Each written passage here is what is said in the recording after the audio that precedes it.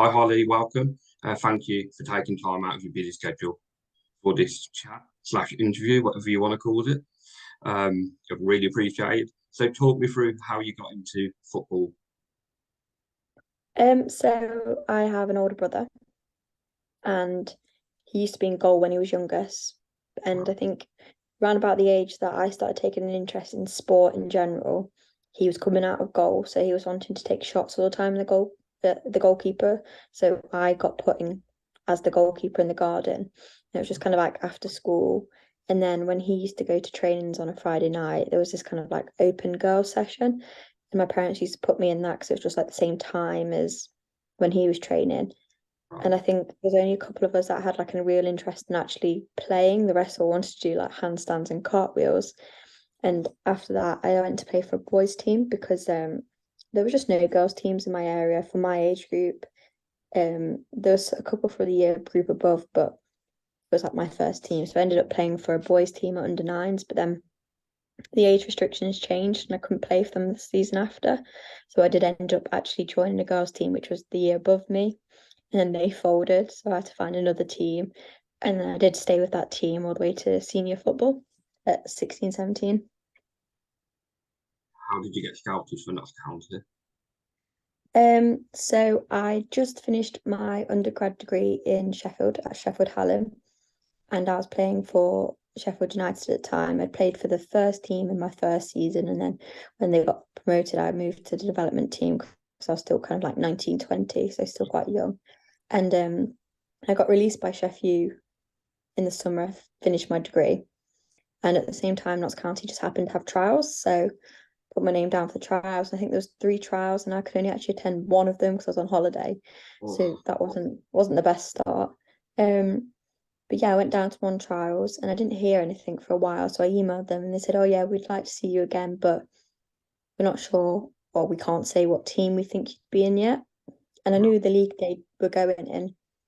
I'd played at that level when I was younger, so I knew what that league was about and I knew that I was capable of playing in that league. So I just kind of stuck with it and waited to see what team I'd be in, turned up to training, made friendlies, made all the preseason matches just to like make myself known and kind of put myself forward of which team I Yeah. wanted or preferred to play in. How did you, what, when you got into the side, how did you think it would go? Did you think you'd end up being captain, or was that the Um, goal? it was never the goal because I think I was still quite young, but then at the time I didn't realize how young our squad was going to be when we first started. I think our first season, our average age was like 17, 18 of the whole kind of squad. Yeah, So I was actually one of the older players for once, which was a bizarre kind of feeling after always being one of the youngest ones in the team.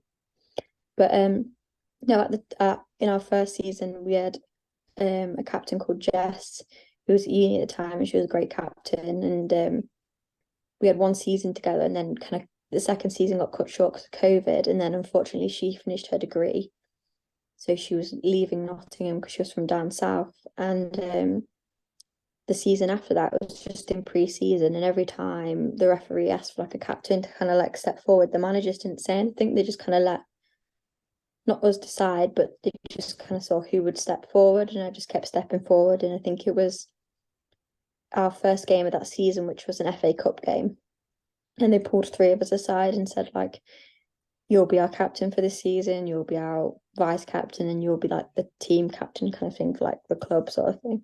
So yeah, I was the when we pulled me aside for the FA Cup game, said I'd be captain. It was just kind of an honour because obviously I've been at the club for a couple of years. I knew the team really well, and it's a team I support, so I was more than happy to do that. that's right. It's amazing that you've actually, where you come from at that young age, to be captain, and then to see what you've gone and done this season as well. Been remarkable, really, a remarkable achievement to do that. Because it was reformed. It was reformed, wasn't Thank you. it? It Yeah, was so reformed, yeah. I I've been there since the very first year we reformed, which I think was 2018. So we had 2018 and 2019 as a team, and we finished second in that league. And the league kind of got things messed up and we missed out on a playoff game. So we could have actually got promoted in our first season. But different things happened, and unfortunately we didn't get that opportunity. And then second season got cut short because of COVID. And then third season, I think a bit of that was kind of hit again because of COVID. Yeah. So we've only really had kind of, I'd say, 3 full seasons as a team. But we applied for promotion in our third season to tier 5 because of how well we did in our first season and how well we did in that kind of like short season we had before COVID kind of happened. So, and fortunately that was successful. Our manager put together like a really good kind of like PDF document detailing how we could progress, the structure that we have in place with the junior section and all of that. So thankfully we got promoted into tier 5, and then our first season in tier 5, I think we just finished like mid-table. We are just kind of like cementing ourselves, seeing what was the league about, and then this was the year that season that we kind of thought, yeah, let's push it, let's see what we can actually achieve. And when did you think it was actually achievable? What was the game where you thought we might actually do it here?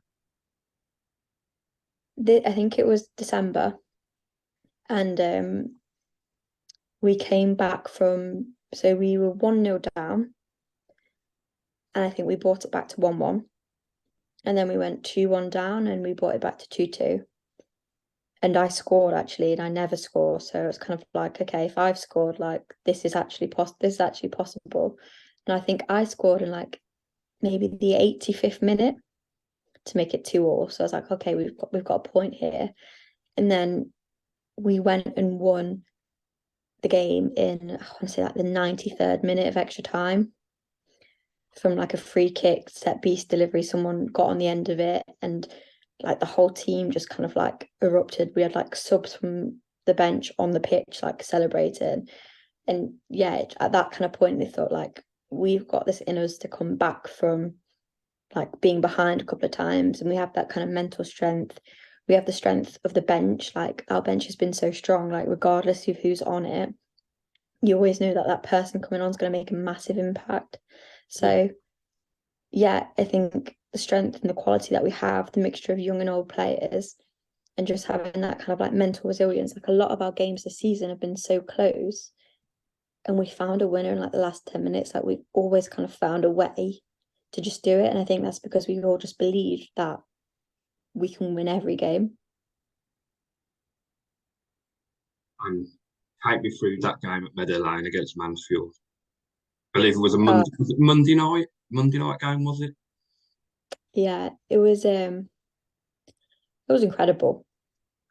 I think obviously we didn't really know how many tickets we'd sold. We had a rough idea. And I think it was, I want to say it was just over 1,000 or something.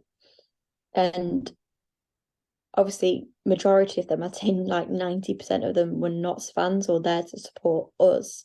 Yeah. So the noise they made, like we were warming up, and obviously everyone was coming in behind us. So like we hadn't turned around yet. And then when we walked in, we were like, okay, there's quite a few people here. And then when we walked back out and we had to turn and we faced the crowd and we lined up, we were like, right, they're all here for us.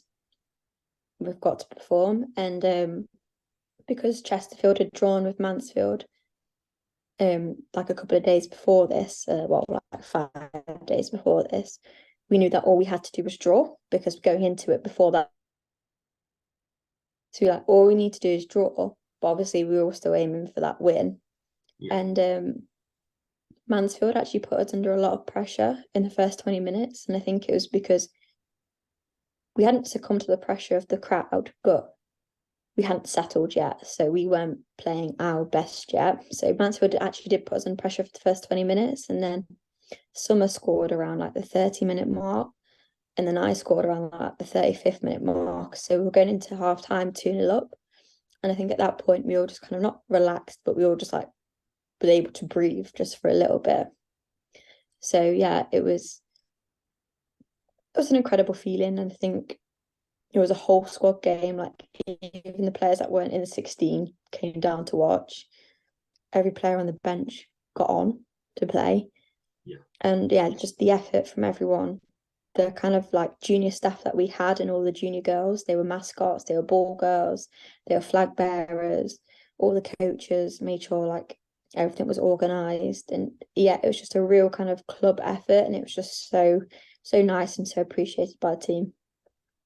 Yeah, I bet it's. I mean, obviously your journey as well, scoring at Meadowline is just must be incredible. I can't imagine that must have been so good. And how do you think the women's game is developing at the moment? I think it's come on leaps and bounds, especially after the Euros. Yeah, definitely. I think the Euros had a massive impact on it, and I think more people are aware of women's football now. I think it was before they weren't aware of what games were happening around them or locally. And I think I saw a graphic the other day when Arsenal played in like the Champions League semi-final, and I can't remember how many years ago it was, but it was quite a few, maybe 10 or so. And then obviously they sold out the Emirates the other day, and it's just seen the comparison of how quickly it has developed. And I think it'll only just go up from here. Did you read today about the FA Cup final being sold out as well? Oh no, I've not seen that yet. But again, that's another brilliant Yeah, achievement. United Chelsea, isn't it? Got that right? United Chelsea. Sure, it's United I Chelsea. believe so. Yeah, Yeah. yeah. I think I remember it going right. I was at Wembley a couple of weeks ago. Pretty sure I remember it's United Chelsea on the LED screens. I think it is. Yeah. And how do you feel about the men's team doing? Obviously, you missed out on promotion um, just to get that many points and not go up.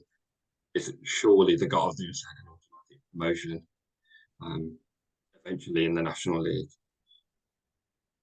Yeah, it's frustrating, and I don't think there'll be a season like this again in the National League, but the way we pushed Wrexham the whole season is just commendable to the players and to the staff that made that possible.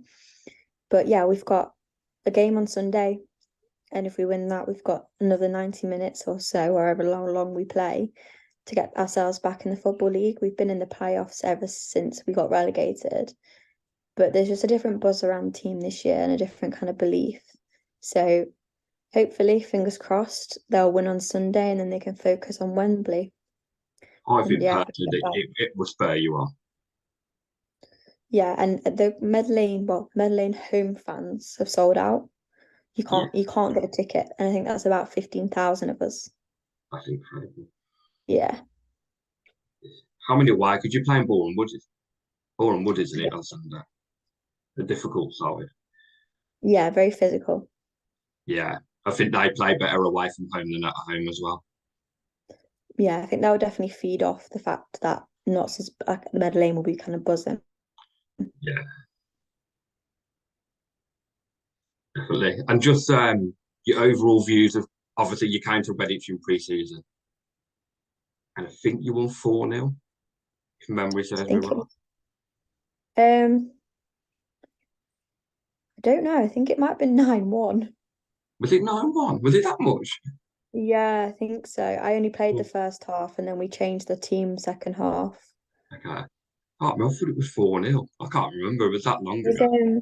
So, your ground's quite the nice one with the stand in the background, isn't it? And you've yeah, got like a small stand the other side, and is it an Astro pitch?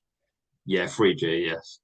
Yeah, yeah, I think it might have been, but no, obviously that's you were in pre-season, we were in pre-season, so Yeah. And what did you think of the facilities? I thought you got a really good setup there. Everyone that we spoke to, or kind of like coaching staff or players, were kind of really welcoming, really nice. And it's obviously always good to kind of go further afield for these kind of fixtures, just to like test ourselves. And no, it was really good. The pitch was really nice to play on. It's kind of similar to our home surface as well, so it's what we were used to. But no, we really enjoyed the day, and I think it was August near bank holiday, so it was really, really sunny. Yeah, I remember it was sunny. It was boiling in that media booth upstairs.